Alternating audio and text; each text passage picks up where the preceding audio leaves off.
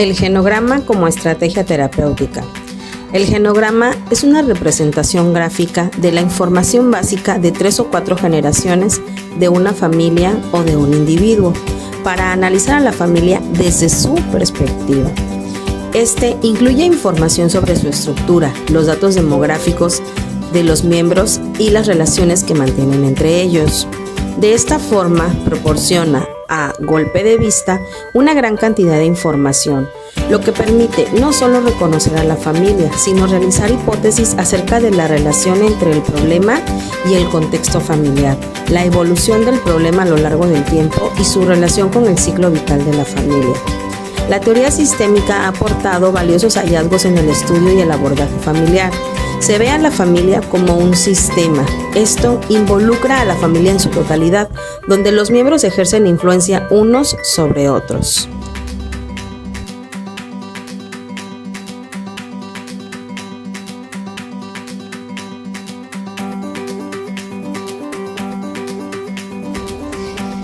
La construcción de un genograma familiar se compone de 3 fases sucesivas. 1. Trazado de la estructura familiar. 2. Recogida de la información básica sobre la familia. Y 3. Delineado de las relaciones familiares. Fase 1. Trazado de la estructura familiar. Esta primera fase supone el eje central del genograma, ya que representa cómo los diferentes miembros de una familia están biológica o legalmente unidos entre sí. En esta representación, las figuras, cuadrado o círculo, simbolizan personas y las líneas simbolizan las relaciones que mantienen entre ellas. Los cuadrados también simbolizan homosexuales, hombres transgénero o transexuales, ya que se busca tener un registro de los miembros de la familia. Lo mismo para las lesbianas, mujeres transgénero o transexuales. Es importante colocar los datos que puedan ser importantes, como las fechas de nacimiento y la edad al momento de la construcción del genograma. Asimismo, si un miembro de la familia ha fallecido, es importante colocar la edad al momento del fallecimiento y la fecha de la muerte. Como se dijo anteriormente, las figuras simbolizan personas y las líneas simbolizan relaciones que mantienen entre ellas. Esta es una pareja. Dichas uniones pueden ser legales o no, como en el caso de la unión libre. Lo importante es recalcar y colocar la fecha de la unión. En muchas familias hay separaciones. Estas también se muestran en el mapa.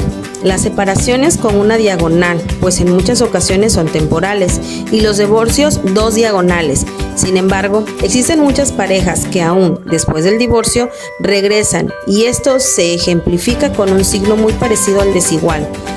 Como en las uniones, se coloca la fecha en la que se da la separación. Los corchetes entonces marcan la diferencia entre una generación y otra. En este ejemplo podemos ver a una familia nuclear. Se emplea una línea de puntos para indicar la convivencia de los diferentes miembros, rodeando en un mismo círculo aquellas personas que comparten domicilio. En este ejemplo, la hija mayor de 21 años ya no vive en casa. En cuanto a la construcción del genograma, es importante establecer que en el caso de las parejas, los hombres van al inicio y al lado derecho las mujeres. No tiene que ver con una cuestión de género. Cuando se inician los estudios del genograma, el modelo estructural de Salvador Minucci del enfoque sistémico tomaba fuerza. En el caso de los hijos, estos se colocan en orden de nacimiento, iniciando por el mayor y así sucesivamente. Como una recomendación, es importante al momento de la construcción ir colocando algunos datos como edad, sexo, nombres, etc. Algunas familias dentro de su historia tienen hijos adoptados o que acogen dentro del seno familiar para que crezcan y convivan con los otros miembros de la familia. Estos también toman un lugar importante, pues representan relaciones e interacciones. En el caso de los hijos biológicos, se colocan en orden de nacimiento. Cuando son adoptados, se colocan 2 líneas, una de ellas consecutiva y la otra recta. En el caso de los hijos acogidos, es una línea consecutiva. Cuando se trata de un neonato muerto, es un pequeño recuadro con una cruz en el centro. Para simbolizar el aborto, tenemos un óvalo en forma horizontal. con la fecha en la que se dio el evento y en consecución de los nacimientos posteriores o anteriores. Hay un símbolo para el aborto provocado y este lleva una cruz en el centro. Cuando el nacimiento es gemelar o múltiple, estos se ejemplifican con líneas que tienen el mismo punto de origen. Se especifica si son mellizos o gemelos. Cuando se trata de la gestación, es un símbolo en forma de triángulo y se coloca el número de la semana de gestación. De igual forma, cuando se trata de múltiples parejas, ya sea de los hombres o de las mujeres, esas se colocan en orden hacia la derecha si es de los hombres y hacia la izquierda si son de las mujeres, colocando datos de matrimonio o separación. Cuando no se tienen datos de uno de los miembros, se puede hacer la referencia. Como se había dicho, el genograma es una representación gráfica de la información básica de 3 o 4 generaciones de una familia o de un individuo. En este caso, nuestro paciente identificado es Susi, que se muestra con una doble línea y nos muestra 2 generaciones hacia arriba de ella y una debajo, lo que nos lleva a la segunda fase, información básica. Después de la primera fase de representación de la estructura familiar, es posible añadir otros datos sobre la familia, como información demográfica, sucesos familiares críticos, información sobre el nivel de funcionamiento. La información demográfica incluye datos como edad, fecha de los nacimientos y muertes, ocupación y nivel cultural. Se supone en el interior del círculo o en el interior del cuadrado. Si ha fallecido, además, se cruzará interiormente una cruz. En la información sobre el funcionamiento, esta incluye datos más o menos objetivos sobre el funcionamiento emocional y de comportamiento de distintos miembros de la familia. La información recogida sobre cada persona se sitúa junto a su símbolo en el genograma. Sucesos familiares críticos incluyen cambio de relaciones, migraciones, fracasos y éxitos. Estos dan un sentido de continuidad histórica a la familia.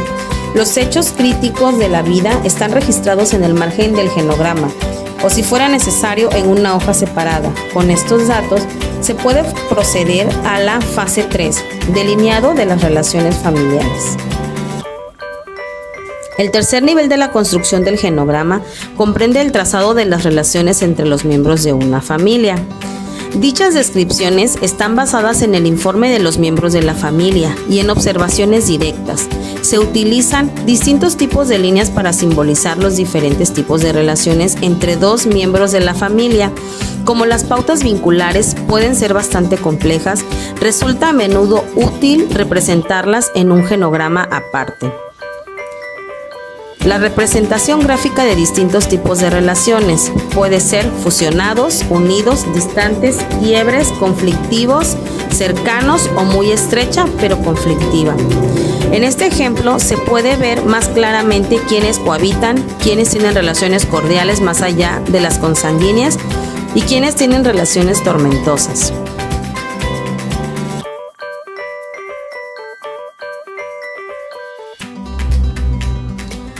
Lo que da paso a múltiples preguntas.